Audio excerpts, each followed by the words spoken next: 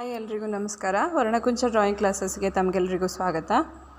ಇವತ್ತಿನ ನನ್ನ ವಿಡಿಯೋದಲ್ಲಿ ನಾನು ಬೇಸಿಕ್ ಲೈನ್ಸ್ ಡ್ರಾಯಿಂಗ್ ಬಗ್ಗೆ ಹೇಳಲಿಕ್ಕಿದ್ದೀನಿ. ಈ ವಿಡಿಯೋ ನಿಮಗೆ ಇಷ್ಟ ಆದರೆ ಲೈಕ್ ಮಾಡಿ, ಶೇರ್ ಮಾಡಿ, ಹಾಗೆಯೇ ನನ್ನ ಚಾನಲನ್ನು ಸಬ್ಸ್ಕ್ರೈಬ್ ಮಾಡಿ. ನಾವು ಯಾವುದೇ ಭಾಷೆಯನ್ನು ಕಲಿಯುವಾಗ ಹೇಗೆ ಅದರಲ್ಲಿರುವ ಅಕ್ಷರಗಳನ್ನು ಫಸ್ಟು ಕಲಿತೀವಿ, ಅದೇ ರೀತಿ ಡ್ರಾಯಿಂಗಲ್ಲಿ ಕೂಡ ಈ ಬೇಸಿಕ್ ಲೈನ್ಸ್ಗಳು ಮತ್ತು ಬೇಸಿಕ್ ಶೇಪ್ಸ್ಗಳು ನಮಗೆ ಯೂಸ್ಫುಲ್ ಆಗುತ್ತೆ.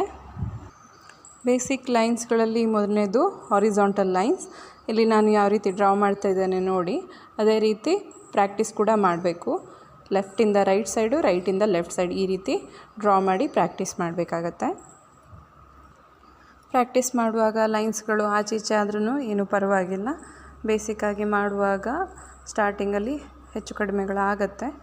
ಇನ್ನು ಎರಡನೇದು ವರ್ಟಿಕಲ್ ಲೈನ್ಸ್ ಅಂತ. ವರ್ಟಿಕಲ್ ಲೈನ್ಸನ್ನು ಮೇಲಿಂದ ಕೆಳಗೆ, ಕೆಳಗಿಂದ ಮೇಲೆ, ಈ ರೀತಿಯಾಗಿ ನಾವು ಡ್ರಾ ಮಾಡಿ ಪ್ರಾಕ್ಟೀಸ್ ಮಾಡಬೇಕು. ಈ ಬೇಸಿಕ್ ಲೈನ್ಸ್ ಡ್ರಾಯಿಂಗ್ಗಳನ್ನು ನೀವು ಆದಷ್ಟು ಪ್ರಾಕ್ಟೀಸ್ ಮಾಡಿದಷ್ಟು ನಿಮಗೆ ತುಂಬ ಒಳ್ಳೆಯದು. ಪ್ರಾಕ್ಟೀಸ್ ಮಾಡುವಾಗ ನಿಮ್ಮ ಹ್ಯಾಂಡ್ಗಳು ಫ್ರೀ ಆಗುತ್ತೆ. ಯಾವುದೇ ಅಡೆತಡೆಗಳಿಲ್ಲದೆ ನೀವು ಡ್ರಾ ಮಾಡೋದನ್ನು ಕಲಿತೀರಾ. ಸೊ ಇದು ನಿಮಗೆ ನೆಕ್ಸ್ಟು ಚಿತ್ರಗಳನ್ನು ಬಿಡಿಸುವಾಗ ತುಂಬ ಹೆಲ್ಪ್ ಆಗುತ್ತೆ. ಅದೇ ರೀತಿ next lines italic lines. Italic ಲೈನ್ಸ್ಗಳಂದರೆ ಈ ರೀತಿ ಅಡ್ಡಗೆರೆಗಳು, ರೈಟಿಂದ ಲೆಫ್ಟ್ ಮತ್ತು ಲೆಫ್ಟಿಂದ ರೈಟ್, ಇದನ್ನು ಓವರ್ ರೈಟ್ ಮಾಡಿ ಪ್ರಾಕ್ಟೀಸ್ ಮಾಡಬೇಕು.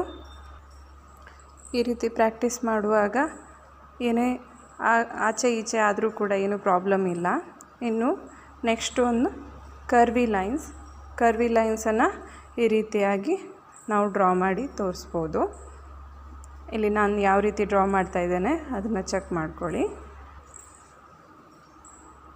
ಇನ್ನು ನೆಕ್ಸ್ಟ್ ಒನ್ ವೇವಿ ಲೈನ್ಸ್.